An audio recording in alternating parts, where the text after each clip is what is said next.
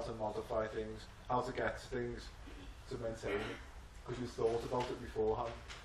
So you've left, there's a potential risk in there, but this is the way to resolve it.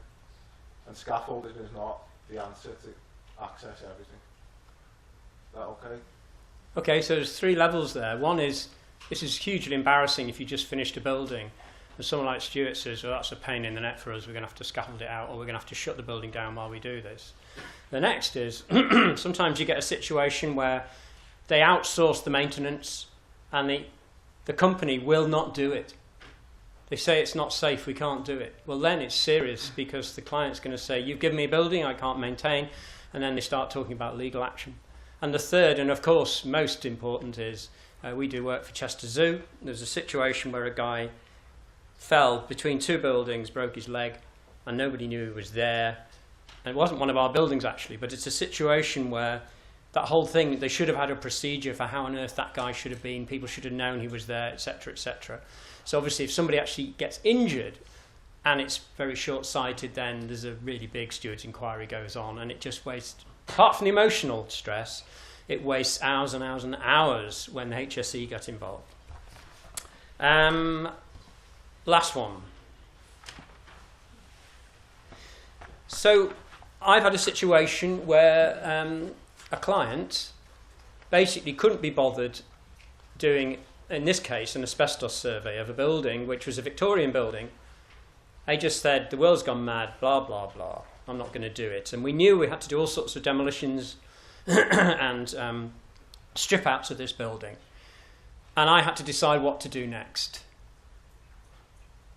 And I won't tell you what happened, but Stuart, when the client isn't behaving themselves, what can the architect do? What can the architect do? If you're in a principal designer role, you've got the opportunity to influence the client. You've got the opportunity to remind the client of their legal obligations and their legal duties. So the first thing I suggest doing is trying to influence them through your just general influencing techniques to see if they would do that. Then you've got an opportunity to bring in the law that they're breaching.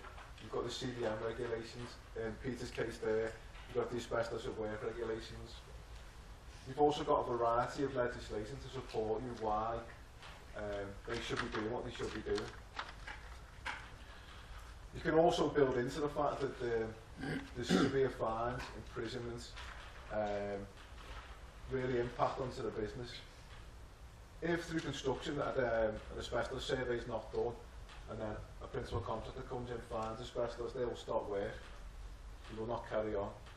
But they don't get the information, most of them won't even start work. So it has a financial impact as well. But all these things you can use to really influence the client. So it's really important the first stage is to try and help the client understand what they should be doing and the impact it has, not only from a health and safety point of view, but from a financial point of view and a business point of view. It really impacts them long term down the line. Sometimes it might not impact them initially in the first phase of construction, but as the project moves on, it will really hit them, and hit them in the pocket, and could potentially send the organisation bust. The final thing is really that when you become chartered, you're bound by a code of ethics. You're bound by your own integrity as well. And sometimes, if a client is just not doing what they should be doing, there's an opportunity to walk away. You're putting your own professional indemnity at risk as well. If you're willing to go ahead knowing these, you face then prosecution yourself if you carry on with that. You could potentially be thrown out your associations as well if you willingly go into this and break the code, the ethical code that you sign up to when you become a chartered member. But it's all trying to influence people. The client that doesn't want to do this, if they realise there's a financial impact for them and their business, 9 times out of 10 they will do what's needed to be done. Okay, so you can remind the client that this is serious stuff and it's criminal. And actually, if something major went wrong in this university, and you might correct me on this, Stuart, but there's this, obviously, the HSE get involved, they look at all the things. The person who would go to court to answer the questions could be very senior indeed. If not the Vice-Chancellor, then somebody one down from the Vice-Chancellor. Seriously, that's what happens. They expect the person who's ultimately in control of that organisation to go to court and answer. So when you, and I've had this situation where I've had to remind, it was a Vice-Chancellor, that it's not a great wheeze for you to cut corners here because it will be you, quite likely, in court explaining yourself. And clients are so used to being able to delegate, they don't realise that the way the HS Health and Safety at Work Act works is right to the top. That's right, isn't it, Stuart? It is, yeah. I think the difference between us at the university and maybe you in a design practice is if we make people above us that aware there's a particular risk and they don't do that, if we put that in writing, we fulfil our obligation and they take that risk on from us. So they take that on, they go into that eyes wide open. If you're in design practice, you have the opportunity to walk away, and sometimes it's better to walk away and not take that job and take that risk on yourself, because it could impact you and your future career as well. I think that's important to notice. Okay, so it's all rather serious stuff. Sorry about that. The four things Stuart mentioned about maintenance, there's all solutions out there that we could have discussed, but I'm not going to discuss them now. And they definitely are things you would need to think about if you were designing. And Stuart makes the consultant. There might be 8 consultants working for the university at the moment, and Stuart will encourage those guys to look at these things, and they will have a particular agenda as part of a design team meeting where they'll talk about this thing and how they're going to maintain them, because obviously this is a joined up thinking university, so people like Stuart will be interfacing with the maintenance people, and he will encourage them to actually be part of a design team meeting at certain key points. So, I think just to add to that, I think the key takeaways really are communication. If you get all the design team together, the client together, the principal contractor together, if you possibly can, members of the maintenance team involved in this, that's really powerful to do. Getting the right people together at the right time is really key, and getting involved in the project at the earliest possible stage that you can, so you've got the most influence. But coordinating that information and coordinating people together and bringing people together and challenging what you don't think is right, really important to take away. Great, thanks very much indeed. Right. Okay. I'm sure that's the first ever health and safety person talking to BA students, so well done. Thank you. See you later.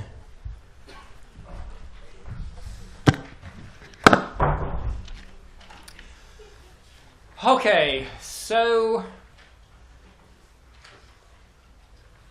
you've got Stuart is quite typical, the sort of person you would deal with in a large organisation like this. So at least you've met someone who's quite senior in the health and safety world. Okay, accidents. So you might think, well, you're insured against them, and indeed you are to a certain extent, injury, ill health, damage. But then there's a whole raft of things which you're not insured for and can gobble up money and time, sorting things out after a particular incident occurs. And of course the last one, God forbid that someone as a result of your oversight is permanently disabled in some way, this is serious impact on the rest of somebody's life. So this is the bit you need to try and stay awake for. The Construction Design and Management Regulation, CDM for short, and it's all to do with people who are designing things and all to do with people who are building things. It provides legislation on how you're meant to look at hazards and risks. It tells you what the duties of the different people are, and it does actually give specific advice. So in the very unlikely event that any of you want to spend your weekends reading about this, actually, amazingly, the HSE website's really user-friendly, really easy to read and written in plain English, because it's definitely trying to get people interested.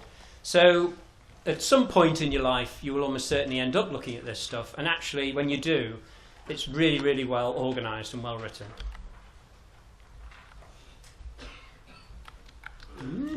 Stop working.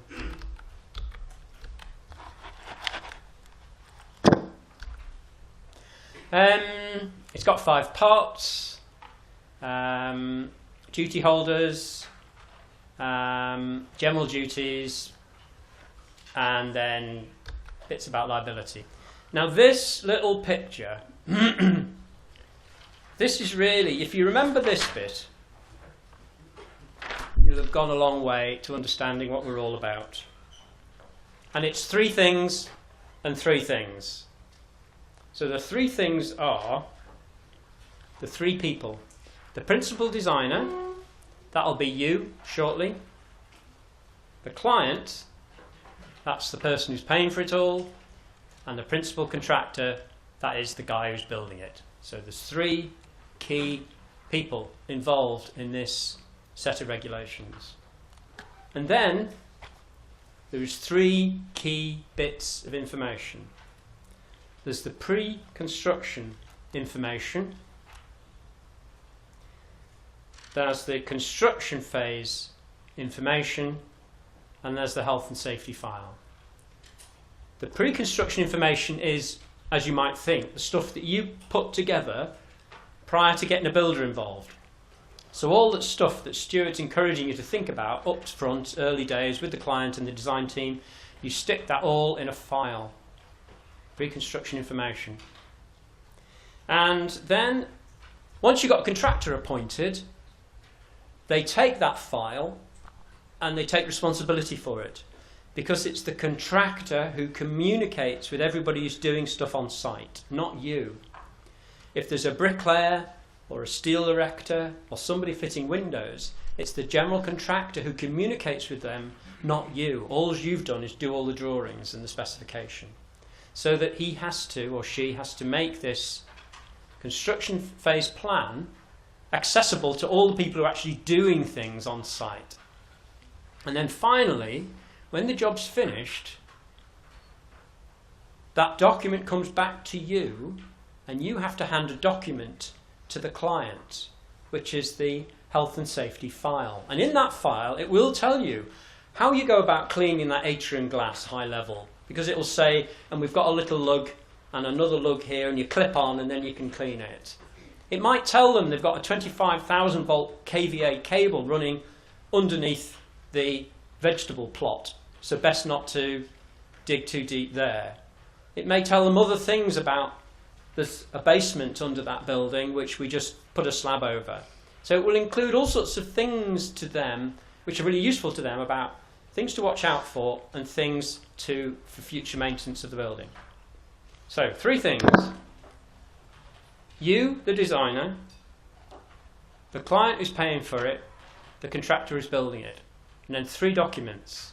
The stuff before the contractor's involved, the stuff the contractor makes his own, and then the health and safety file that tells the client how to use the building. Like when you buy a car, you get a manual about how you change the washer fluid.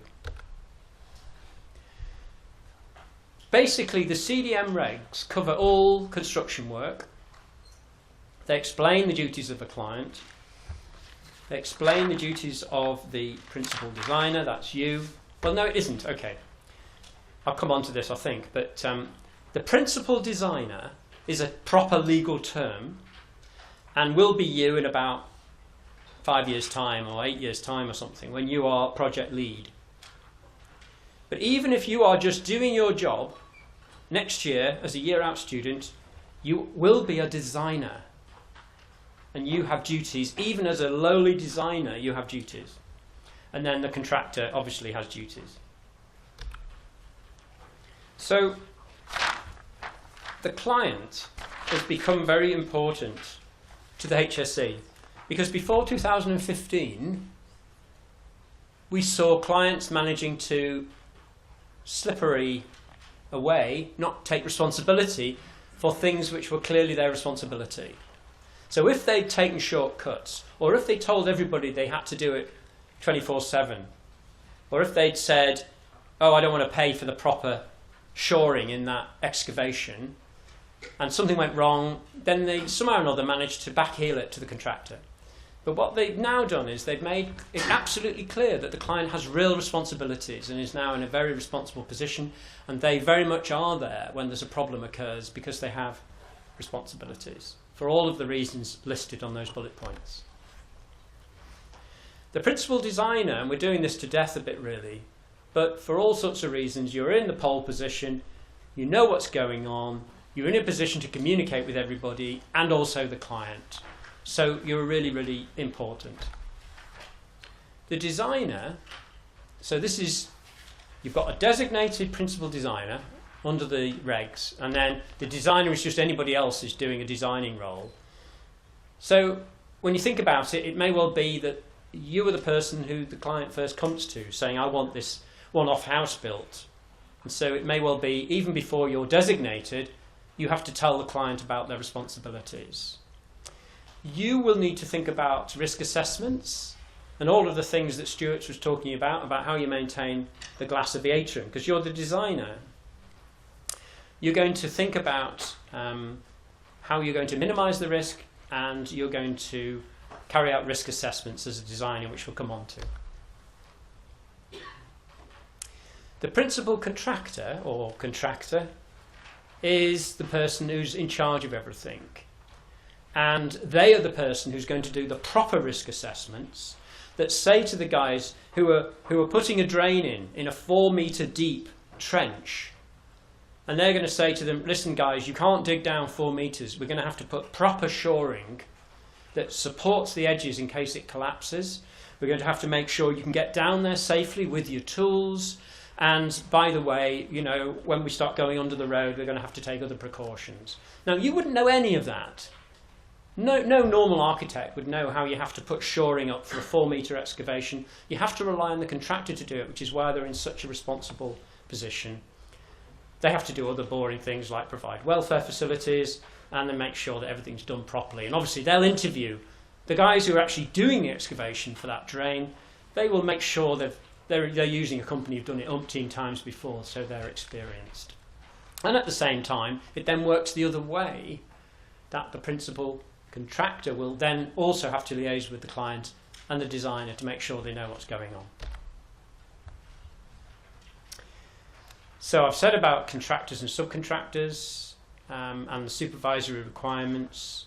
They have to make sure everybody has the right info and coordinate, because there's a lot of coordination required on a building site.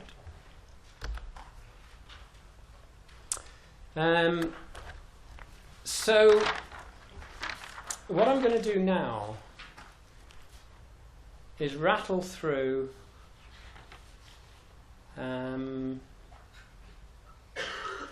what happens on a job. Just trying to catch up with my notes here.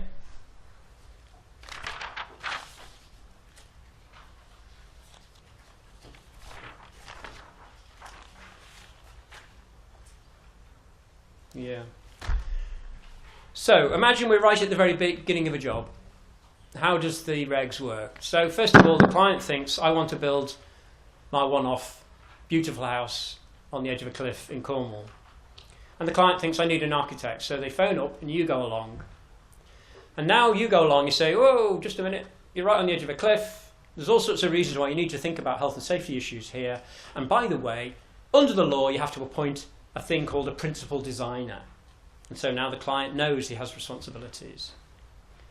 Then, once you're appointed, you can start advising the client about their responsibilities, and the client will notify the HSE, the Health and Safety Executive, that the job's going to happen. So they send off a little form. Inevitably, you might need a structural engineer if the house is right on the edge of a cliff.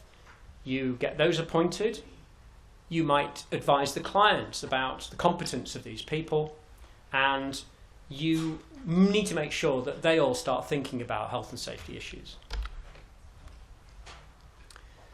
So before we can actually start digging or blasting out the stone on the edge of this cliff, the contractor has to put a construction stage health and safety plan together to work out how he's going to do it all safely. Then they communicate that to the key people.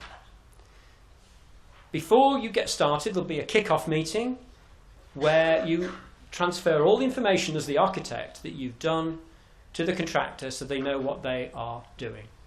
At this point, the client has to send another little form off to Health and Safety Executive saying, we're about to start building my house and it's Joe Bloggs Builders who are doing it, and off it goes.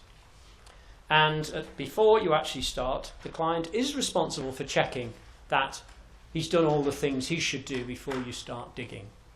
So now the HSE know there's a job happening on the edge of that cliff in Cornwall, and it's highly likely that they might do a spot visit. They're entitled to just walk onto site and see how you're doing things. So once you've told them, they might come and have a look.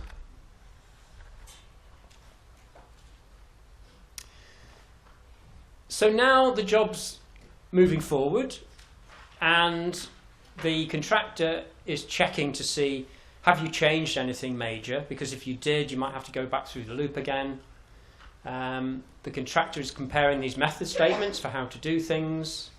And at the end, the principal contractor prepares this health and safety file and submits it to you, the principal designer, and you have to have a look at it, make sure it's all sensible before you hand it to the client, and it tells them all the stuff they need to know about how to safely use the building in the future. So that is basically what's going on. And in a summary, you have a duty when you turn up first person, when the client's just saying, I think I want to build this one-off house, you have a duty at that point to tell them, well, there's a whole raft of legislation here which you need to be aware of, health and safety stuff, and you could go on this website and have a look so that you're up to speed. As the principal designer, as you've heard from Stuart and from me, you have a duty to involve all the others and make sure you coordinate what they're all up to. As a designer, you're going to look at risks and hazards, and we're going to come on to that in a minute. And at the end, you're going to compile a health and safety file so that you close off any of these outstanding risks, so the client can't inadvertently get injured using the building because they really didn't understand the proper way of using it. And as I say, the HSE website is really very, very good, very easy to use, because it's trying to encourage people to just realise it's not rocket science. They just want you to think about the basics. So that's the end of the bit about how the CDM regs work and who the key players are and why it's there in the first place. As part of that, there's then these things called design risk assessments, which you will almost certainly get involved in next year. And the purpose of them is, what's in your head is how this is all going to work. And now what you need to do is communicate that, first of all, to the contractor and then possibly to the client, so that they know how to do things safely.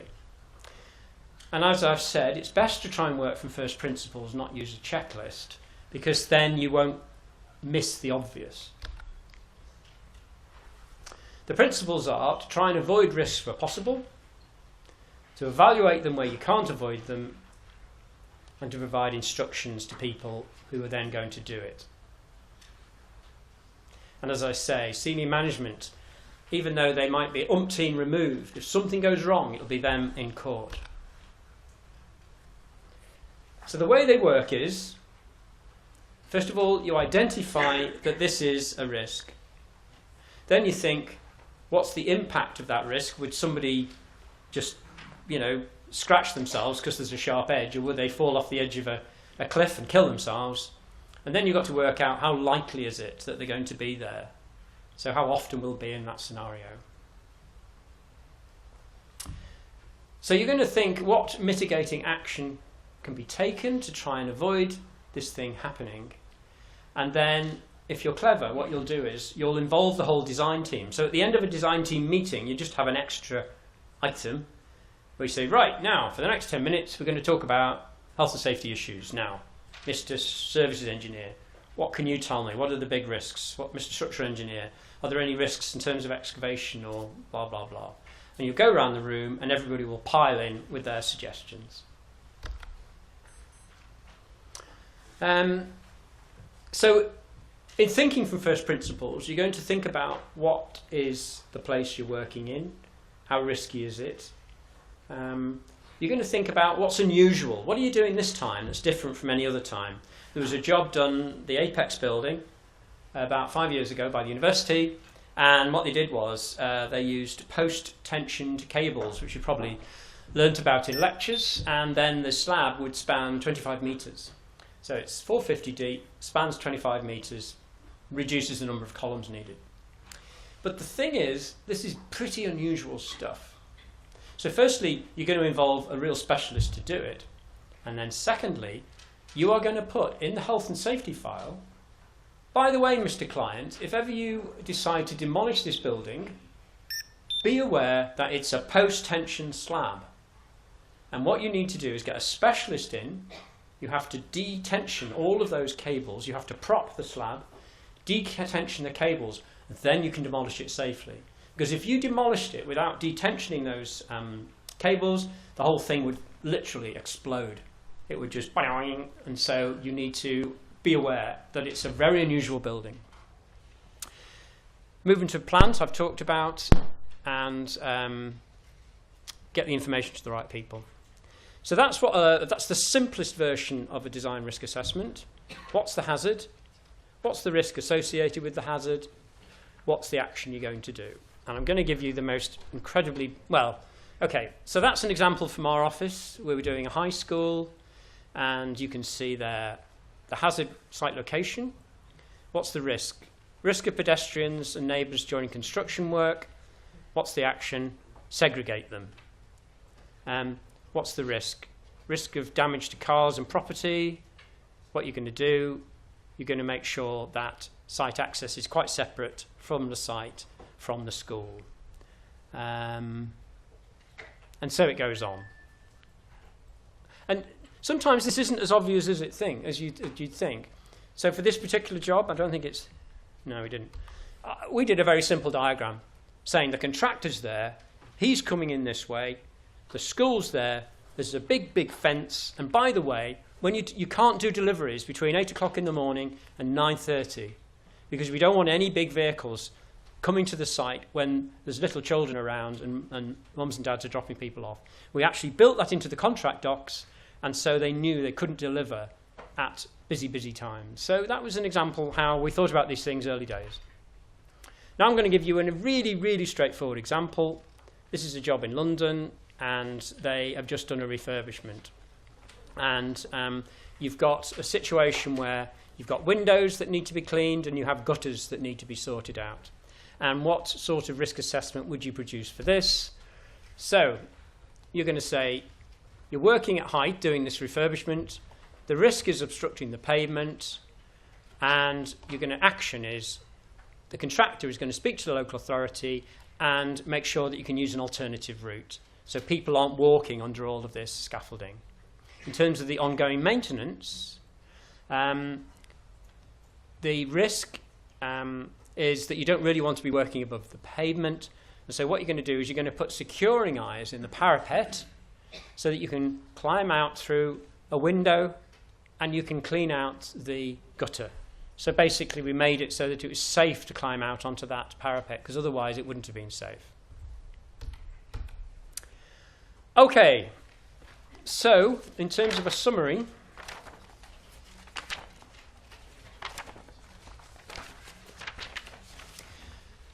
I hope we've done to death the fact that health and safety should be integral part of design, and you are really, really well placed at the centre of everything to make that happen. Even if you don't know the detail of having to shore up a big excavation, you can speak to the structural engineer or the contractor and say, guys, I think this is an issue, we need to think about this.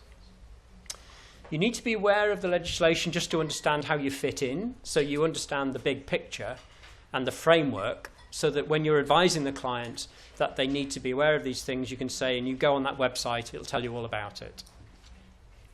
It's your job to try and eliminate the risks, if possible, and if you can't eliminate them, to minimise them and put a sort of framework forward so that cleaning that atrium glass can be done without having to shut the whole building down.